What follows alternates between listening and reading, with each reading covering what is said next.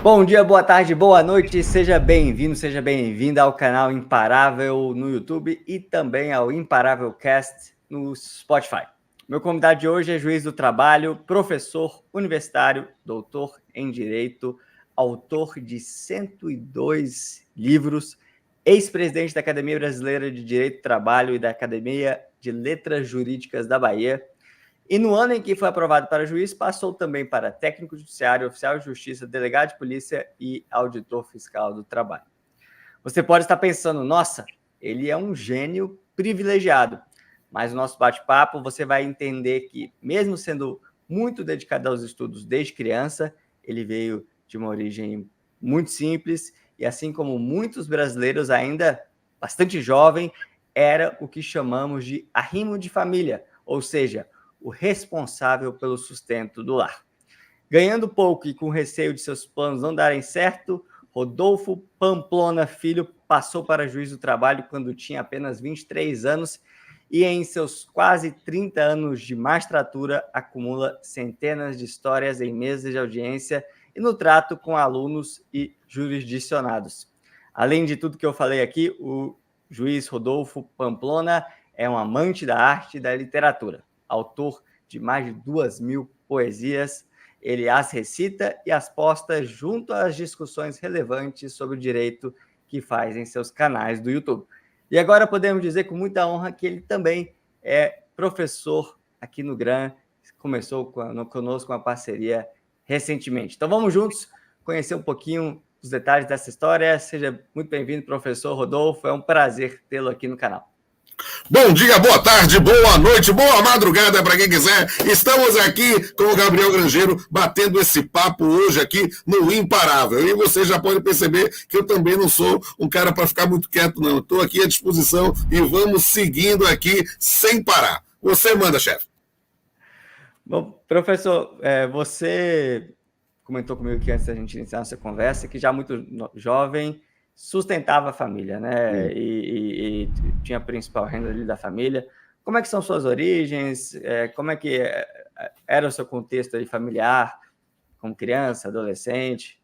Eu gosto de contar essa história porque eu tenho muito orgulho. Eu sou um homem que, digamos, dividiu-se no campo do direito privado entre o direito civil e o direito do trabalho. Né? Eu sou juiz do trabalho, mas sou professor concursado de direito civil, e eu gosto muito de valorizar o trabalho humano.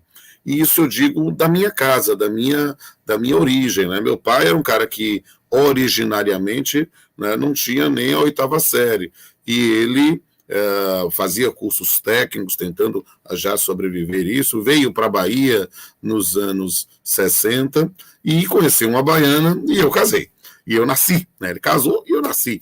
E nesse ponto, eu depois o meu irmão mais novo. E nessa vida, eu ter sido criado por alguém que passou fome, né? Que trabalhou e fez de tudo na vida, foi soldado, foi bombeiro, foi garçom, foi frentista, ele conseguiu me proporcionar o mínimo de dignidade, porque eu posso dizer com orgulho que eu nunca passei fome. Mas ser criado por alguém que passou fome nos dá uma disciplina diferenciada, a valorizar cada esforço, valorizar cada trabalho. Né? E eu falo isso porque meu pai foi assim, meu irmão é motorista, né? E eu sou juiz. E eu acho isso que é mostrar que a gente deve aprender a valorizar cada trabalho. Né? E por que eu falo muito de meu pai? Porque eu tenho muito orgulho dele. Né? Porque nos anos 70, com 52 anos, por circunstâncias familiares, ele foi acompanhar um primo que ia tentar fazer vestibular para direito na Bahia, e meu pai, para acompanhá-lo, se matriculou no cursinho preparatório, mesmo não tendo o 2º grau, e aí ele fez uma Madureza, que era a forma de ter o supletivo nisso, e o que aconteceu? Esse primo não passou no vestibular e meu pai passou. Meu pai se formou com 56 anos na Faculdade de Direito da Universidade Federal da Bahia, onde hoje eu dou aula, quer dizer, dou aula lá desde 2004, né, já são quase 20 anos, né, mas ele se formou em 1980, né, eu tinha 8 anos de idade, ele 56, né, e ele começou a advogar, ele foi lutando com a possibilidade do estudo veio para ele já na maturidade, ele foi aos poucos proporcionando para a gente as condições de ter o mínimo de dignidade. Por isso que eu falo, não passei fome, mas meu pai dizia, filho, é muito pouco provável que eu te deixe uma herança, que eu te deixe dinheiro. Então o que eu vou lhe dar é estudo. Então eu quero investir em você. Então teve essa coisa de ser um menino estudioso desde pequenininho, né? Foi acabar formando um pouco, moldando um pouco o meu caráter. E aí aconteceu uma circunstância, você até me emociona um pouco, né? Porque eu tinha 18 anos, estava no primeiro semestre da faculdade e meu pai teve um infarto, né? Ele sobreviveu esse infarto, mas ele ficou muito tempo no hospital. E tinha sido a época da maior greve até aquele momento na Universidade Federal da Bahia. E eu estava, sabe, numa situação de desespero, porque como é que eu ia... Como é que a gente ia subsistir? Porque minha mãe era professora de ensino fundamental, aposentada já. Como é que a gente ia fazer? Então eu entrei numa vibe de eu preciso fazer alguma coisa. Eu já trabalhava, mas era auxiliar de escritório, ganhando salário mínimo. E aí eu vi, dentro do hospital, o edital para o concurso para servidor da Justiça do Trabalho. E eu, no primeiro semestre, eu meti a cara nos livros. Eu era no primeiro semestre, eu sabia CLT quase toda de cor. E dei sorte, passei em primeiro lugar com 18 para 19 anos, tomei posse com 19 anos, né? Fui emancipado naquela época, 1992, né? Ainda estava na vigência do Código Civil de 16, a maioridade era com 21, então com 19 virei servidor, tive que ser emancipado. E aí sim, passei a ter uma fonte de subsistência, ainda com cargo de nível médio que dava para sustentar a família. E aí virei a RIM, virei realmente a base, meu pai se recuperou, voltou, claro que não no mesmo ritmo a trabalhar, mas a gente começou a ter essa base. E aí eu acredito, querido Gabriel, na importância do estudo, sabe? Eu fico brincando, e eu falo isso para meus alunos, olha, gente, eu não nasci em casa rica, não nasci em berço de ouro, não casei com mulher rica, não ganhei na Mega Sena, tudo que eu conquistei foi com trabalho, foi com trabalho. Ainda que você tenha que ser meio imparável, né, para não parar de trabalhar ou não parar de lutar em cada uma das frentes que abrem para você. Você, no seu primeiro concurso, passou e conseguiu ter uma renda, ganhar um valor ali que ajudou a família, mas seu sonho, à época, era ser juiz. Era ser juiz. Eu entrei na faculdade com a ideia de eu quero ser juiz. Né? E eu, na verdade, eu tenho que confessar como às vezes os sonhos mudam um pouco a rota, não é? Eu queria ser juiz estadual, eu queria ser juiz de direito, eu gostava de trabalhar muito com relações de família e gosto até hoje do ponto de vista teórico. Só que, como eu fiz o concurso para nível médio da Justiça do Trabalho, que era do Poder Judiciário Federal, e eu vi aquele procedimento diferenciado, célere, assim, sabe, efetivo, rapaz, eu me encantei com aquele negócio. Então, tive uma pequena mudança de direção. Era a magistratura estadual, fui para a magistratura do trabalho e dentro da faculdade, Gabriel, eu comecei a focar dentro da faculdade, ou seja, eu ainda era graduando e nós não tínhamos um interstício de 3 anos, que é só da emenda constitucional 45 de 2004, né? Eu estava ainda no início dos anos 90, então eu disse, eu quero fazer o concurso, quando surgir esse concurso eu vou fazer, e eu vou me preparar. Então eu comecei a escrever, eu sempre tive facilidade para escrever, escrevi artigos, eu publicava, era muito mais difícil publicar naquela época do que hoje, então eu publicava nos jornais locais, nós tínhamos o Jornal à Tarde, Jornal Correio da Bahia, Jornal Tribuna da Bahia, e fui escrevendo sobre os temas da época que estavam em debate no Congresso Nacional ou no mundo do direito. Comecei a escrever, na cara de pau, o pessoal publicava, botava o meu rostinho lá, e de repente, quando eu fiz o concurso para juiz, aqueles artigos que eu estava publicando no 3º, 4º ano de direito, serviram na minha prova de títulos.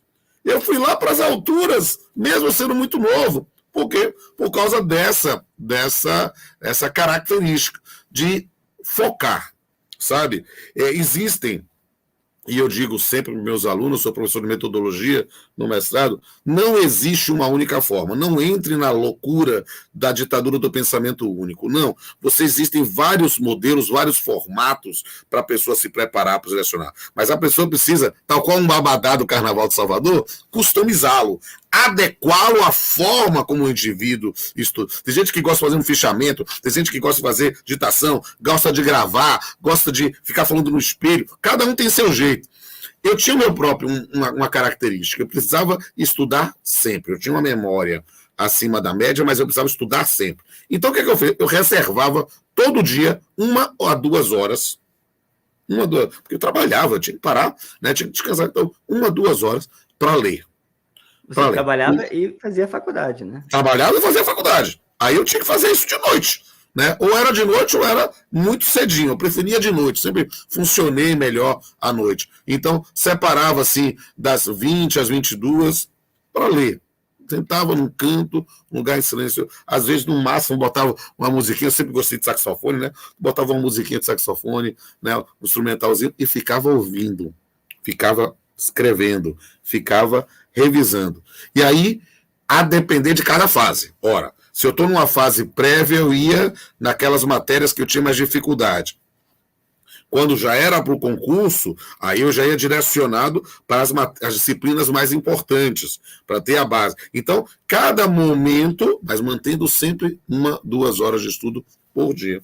E deu certo. Eu passei em vários concursos, me inscrevi na época, a gente tem que dizer isso também, né? A gente dizia que na Justiça do Trabalho, essa dos anos 90, você fazer concurso, você fazia um TR Tour, né? Porque você se inscrevia no país todo e saía de ônibus ou quando conseguia um desconto no avião e ia rodando o país para fazendo, ia fazendo. Eu dei a sorte de passar logo no meu estado, né? Mas eu ia fazendo, fui andando em alguns eu caí. Eu tive concursos que estavam ao mesmo tempo que a prova eu não consegui passar. E isso, porque eu literalmente me inscrevi em tudo quanto era concurso, né? E fui aprovando. Mas perceba que um insucesso, uma situação de uma pedra no caminho não pode desanimar vocês. Claro, ninguém fica feliz, né? Mas a gente precisa focar, direcionar os olhos para o nosso objetivo. Quando você me contou um pouco das suas conquistas, da sua história, e até na breve apresentação que eu fiz aqui, nós percebemos que são feitos extraordinários, né? Mais de 100 livros publicados, doutor, professor, juiz, muito jovem. E aí eu acho que a pergunta que fica aqui, talvez, na mente de quem nos acompanha é, talvez ele seja um gênio, uma pessoa muito distante da minha realidade. Como é que você avalia esse pensamento? Eu digo para as pessoas que eu não conheço gênios. Eu conheço gente que se esforça. Gente que foca, sabe? Eu sou focado. Eu sou muito focado. Então, quando eu acredito que é para realizar um projeto, é missão dada, missão cumprida. Vamos lá. Então, trabalhar nessa perspectiva de disciplina é fundamental, sabe? Eu sou alguém que, eu fico dizendo, eu sou extremamente sério, mas eu não sou sisudo. Eu brinco o tempo todo, eu converso, eu gosto de música, eu gosto de poesia, eu gosto de cachorros, eu gosto de cultura nerd, mas a gente tem que fazer agora, primeiro a obrigação, depois a diversão. Agora é hora de estudar? Agora é hora de estudar. Então, foca. Vamos ver, eu tenho um objetivo, eu fui escoteiro, né? Então, eu aprendi muito cedo a me orientar no meio da mata com o Cruzeiro do Sul. É mais ou menos isso. Você precisa ter ali o seu referencial para a sua caminhada. E aí, ao seguir, e ao andar, seguir esse referencial. Então, é algo que a gente precisa aprender e acreditar. Por quê? Porque Roma não se construiu em um dia e uma carreira não se constrói da noite para o dia. A gente precisa investir na gente mesmo para poder obter o resultado, né? Eu falo isso com muita liberdade. Eu estou ensinando há 28 anos, né? Eu tenho colegas, hoje muitos dos meus coordenadores, dos meus diretores foram meus alunos. E alguns deles me chamam de pai, porque eu sempre tive essa coisa assim, paternal, de abraçar, de fazer carinho, de investir, de dar bronca se necessário, né? Então é algo que acaba sendo uma construção e eu fico orgulhoso, muito orgulhoso, não somente da minha história, mas da história dos meus alunos, das minhas alunas, que se tornaram melhores do que eu, ganharam uma visibilidade, ganharam uma credibilidade acadêmica, ganharam uma respeitabilidade financeira, né? Às vezes muito maior do que eu, porque cada um correndo atrás do seu sonho, e a gente sempre torcendo. Eu fico dizendo, Gabriel, que o sonho de todo professor é que o aluno nos veja como um gigante. Não como um gigante opressivo, Golias bíblico, não. Como um gigante para que esses alunos subam nas nossas costas e vejam onde a gente não vai conseguir ver. É maravilhoso. E eu vejo isso, porque a palavra ensina e o exemplo arrasta. Eu dou meu testemunho de vida, inspiro as pessoas a lutar e vejo cada um deles ou cada uma delas ocupar seu espaço, sempre com esse elemento comum. Sempre há um chavão que não precisa dizer. O único lugar que sucesso vem antes de trabalho é no dicionário. Professor Rodolfo, você acompanhou centenas, se não milhares de alunos aprovados aí nos mais diversos concursos. E o que você viu em comum ali em termos de como eles estudavam, como se organizavam, além da própria disciplina, que a gente sabe que é fundamental, mas talvez algo um pouco mais técnico do que eles faziam, que eles não faziam nessa jornada de preparação para concurso, sobretudo de alto nível? Você já matou a charada desde já, falando da questão da disciplina. Disciplina é fundamental. Agora, ter um método é muito bom. É preciso entender que é ter um método, não é ter o método. Por quê? Porque o método ele vai se adequar, vai se adaptar às características de cada um. Então, isso é uma coisa realmente muito importante. É preciso entender e a pessoa se conhecer e saber o que funciona com ela. Entende? E isso é algo que é importante, é um processo de autoconhecimento. Né? Você saber, porque uma das definições de loucura ou de burrice é você fazer as coisas de um jeito, ver que dá errado e continuar fazendo achando que vai dar certo. Não! Você precisa, às vezes, fazer guinadas, fazer mudanças. É como o Waze, ou como o GPS, redirecionando, né? Fazendo aqui, vamos mudando aqui o roteiro. É preciso entender isso. E o que eu vejo de comum é disciplina, é foco, sabe? É força. Às vezes a gente chora, a gente chora. Às vezes se desespera, sim. Às vezes a gente tem medo, claro. Mas a gente não pode deixar que o medo nos imobilize. Há muitos anos, eu me lembro no congresso, acho que da MB, acho que foi 98, 2000, não sei. Carlos Veloso era o presidente do Supremo, e ele falou uma frase que me marcou. Ele disse sobre os juízes, mas eu digo isso sobre os concurseiros. Né? O juiz dizia que o juiz não pode ter medo. O juiz só pode ter medo de ter medo. O concurseiro não pode achar que não vai fracassar. Ele só não pode ficar parado num eventual fracasso. Ele precisa, sabe, sacudir a poeira e dar a volta por cima. E consegue. A história mostra isso. Nós temos histórias de sucessos com nossos alunos há décadas. E a gente vê isso todo ano. Todo ano, naquele momento, que ele fica orgulhoso, né? Eu acho o máximo, Gabriel. Quando aí um aluno passa no concurso e diz, professor, eu quero que o senhor vá na posse. Eu digo, mas meu amigo, é em outro estado. Professor, não interessa. Olha, eu dou um jeito, eu vou pagar a sua passagem. Aí você fica assim, constrangido. Mas dou um jeito. Por quê? Porque ele tem que acompanhar, sabe? É um momento onde se torna meio parte da família, né? E olhar para a pessoa, perguntar como é que ela está, esperar a resposta, mostra que você se importa, sabe? Então é algo que eu acredito muito e eu vejo em todos e todas. que são aprovados. Isso é muito interessante, Gabriel, porque, como eu estou ensinando há tanto tempo, eu tenho um aluno espalhado pelo país todo.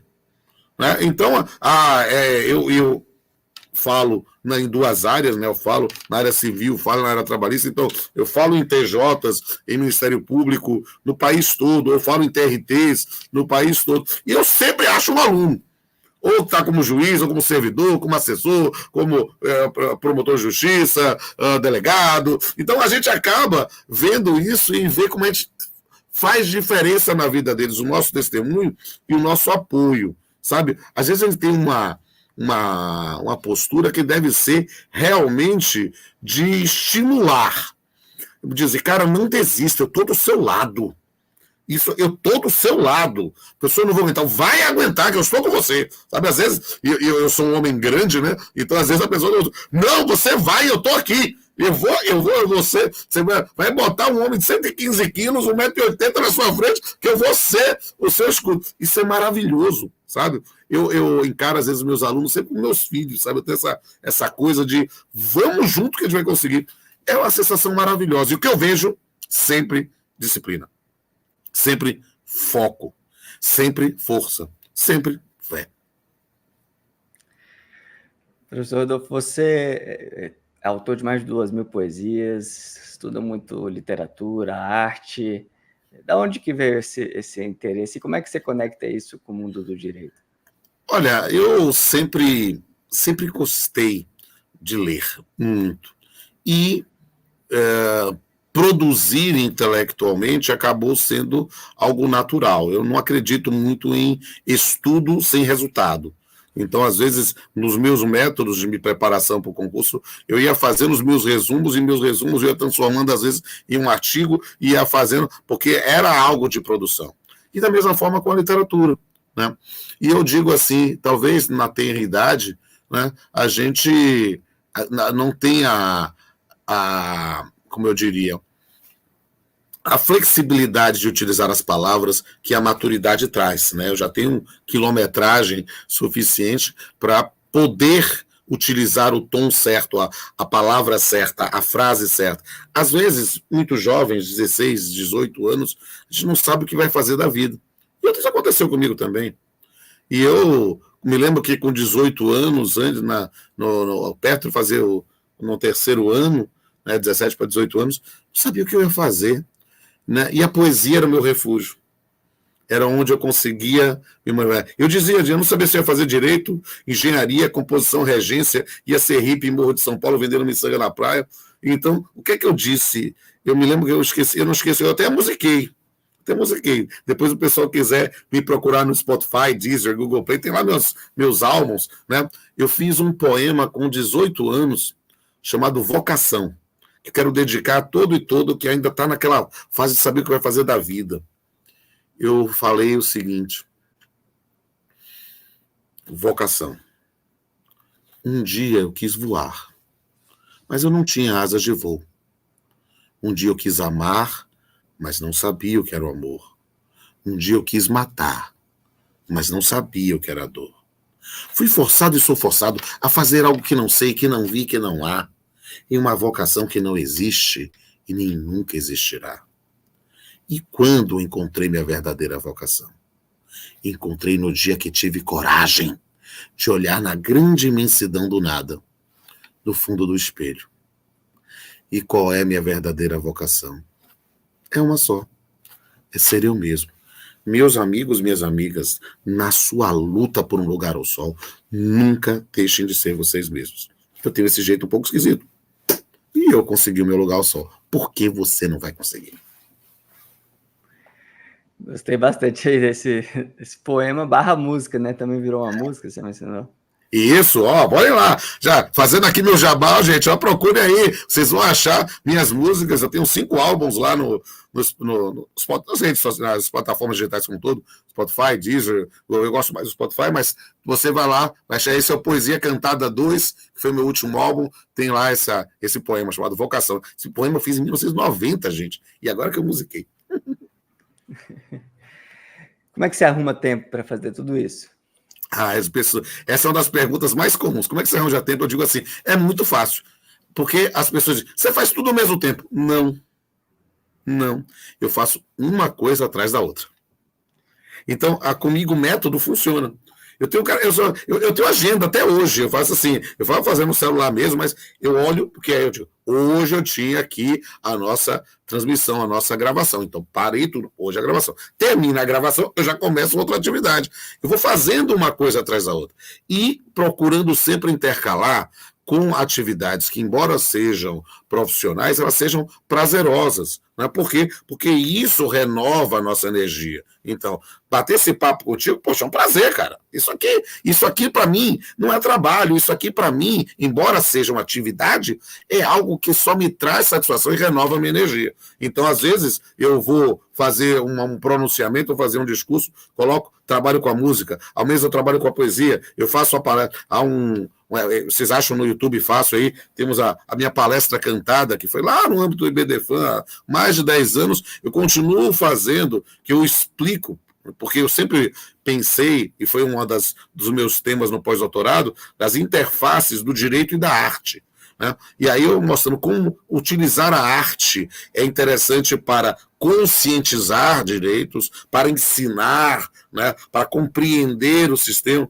E aí eu tive um desafio de dar um curso completo do direito das famílias à contemporaneidade através da MPB. Então foi um negócio assim, eu explicava o tema e aí a minha banda tocava comigo. Então eu ia explicar o sistema normativo repressivo das mulheres, aí lá vai eu falar de Mulheres de Atenas de Chico, Amélia de Mário Lago, Emília de Wilson Batista, ia falar sobre o casamento, né, no modelo tradicional, aí eu trabalhava casamento pequeno burguês de Chico, ia falar sobre divórcio, aí fui falar, claro que eu ia dar o conteúdo dogmático, trabalhava a emenda 9 de 77, a lei do divórcio, todos os dados, aí até chegar a emenda 66 de 2010, aí eu trabalhava compatibilidade de gênios de João Bosco, né, que é um sambinha para falar de divórcio litigioso, e Drão de Gil para falar sobre o divórcio consensual. E até, digamos assim, um repertório maravilhoso é a música brega, né? Então, falar planejamento familiar, para de tomar a pílula, José José. Alienação parental, eu falava O Telefone Chora, de Márcio José, poliamor, aí eu cantava Eu Tenho Dois Amores, de Fernando Mendes. Então a gente começa a fazer uma pesquisa séria e de repente a música serve para ensinar as pessoas. E a pessoa terminava o negócio, entendi tudo. É maravilhoso, né? Sempre. Aí você diz, como é que você faz isso? Bem, eu sentei, planejei, executei e fiz. Ponto. Já fiz outro projeto depois. É uma coisa atrás da outra. Seja uma das definições de imparável. Professor Rodolfo, eu sempre gosto de perguntar nessas conversas para os meus convidados qual conselho eles dariam para quem está nos acompanhando hoje e talvez esteja desmotivado, passando por um momento difícil, enfrentou muitas reprovações recentemente, está se sentindo perdido, incapaz, às vezes já com muita restrição financeira, passando por um divórcio, enfim, várias situações de vida difíceis que nos querem instigar a parar, né? Que você diria para essa pessoa? Aí aqui eu acrescento até um desafio, se quiser fazer uma poesia, pode ser também uma das suas poesias que tem aí a ver com o tema, das 2.000, deve ter alguma, né? Sem problema. E digo aqui, meu amigo e minha amiga, todo mundo tem problemas. Todo mundo passa por problemas. E eu preciso te abrir os olhos de que as coisas não caem no céu. É preciso focar. É preciso direcionar. E muitas vezes o nosso objetivo traçado não se realizará em curto ou médio prazo. Você precisa sempre avaliar, reavaliar, mas se você acredita nisso, você precisa enfrentar. Você precisa, né, porque você é senhor da sua própria história. Você precisa ter foco. Só que isso não é fácil. Eu costumo dizer que a gente não estuda para ser feliz. A gente estuda para saber a verdade. É como tomar a pílula azul lá da Matrix e saber o que efetivamente está acontecendo. E isso, muitas vezes, é uma perda da inocência. É uma quebra de paradigmas, é um choque. Porque você diz, poxa, eu não estou conseguindo e eu estou descobrindo que a coisa, às vezes, é mais complicada do que eu imaginei inicialmente. Sem problema. Isso é importante. Porque a partir do momento que você começou a perceber isso, significa que você começou a abrir seus horizontes e a entender o sistema, entender a Matrix, entender o que está acontecendo, e você vai superá-la. Agora você precisa ter esse choque de realidade e saber que as coisas não caem do céu. As coisas não são da noite para o dia. Você precisa, já que você pediu, saber a perda da inocência. A perda da inocência. Hoje eu acordei e percebi finalmente que estava dormindo. Dormindo não sono dos justos, dos exauridos pelo esforço de se manter vivo, mas sim o sono dos puros, que vivem o sonho e sonham o real. Hoje eu acordei e olhei nos olhos do mundo com olhos de autista, anjos barrocos em poemas simbolistas, contando um todo e vendo uma parte, cantando canções pela metade. Hoje eu acordei e tive medo. Medo como criança pequena, de se ver viva num mundo de máscaras, de ter acreditado que viver era bom. Hoje eu acordei. É pena, porque eu nunca mais vou dormir. E meu amigo e minha amiga, você precisa saber que ao acordar para a realidade, você está saindo de um sonho lá nas alturas, e indo para a concreção, e enfrentando as dificuldades, e sabendo que o mundo é duro sim, mas você pode conseguir. Se eu conseguir, e todos os outros antes de mim conseguiram, e tantos outros depois de mim conseguiram, por que você não vai conseguir? Olha, conte comigo, eu estou para te ajudar.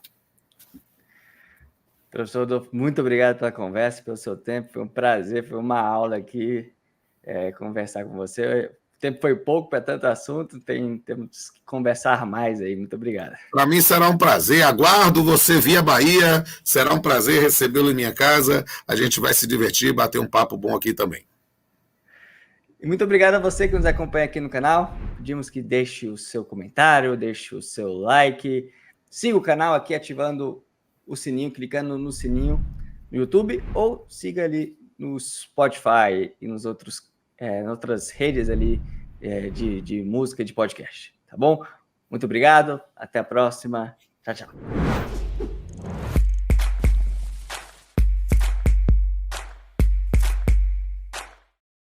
Você quer assistir a conversas como esta, inspiradoras, de imparáveis que conquistaram seus sonhos e passaram por desafios muito, muito grandes?